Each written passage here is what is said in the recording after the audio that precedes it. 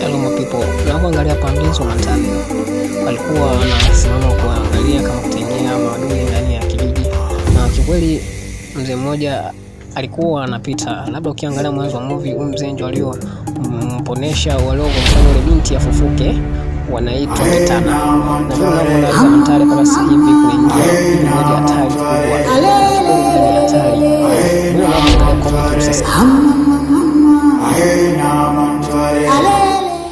kutoka ndani ya pasa chini. Hivi haya ndo maisha ambayo umeachagua. Ili utamwacha ule mwizi hivi au utamfurusha kwa hasira kali. Tunaharibu vingine na vitu vingi sana. Kiukweli utapata ndani vitu vizuri vitamu kwa nyimbo. Mhodari na shababi kwa nje, lakini ndani ni uozo mtupu. Ni sawa na kunitukana mbele ya kikao cha bodi cha kampuni yangu. Kwanza kaka jamani, kama malaya haka. Afadhali ungekuwa na sasampa, ningekuona maana. Ila ninaamini mamangu akikuona atafurahi sana.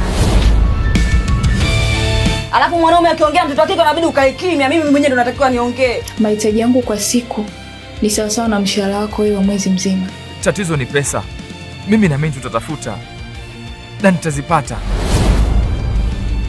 Tena aibe kila kitu kilichopo humo ndani. Mnataka kulwa na Doto au? Mimi ndo shughuli zangu hizo. Blind love, naona lakini sio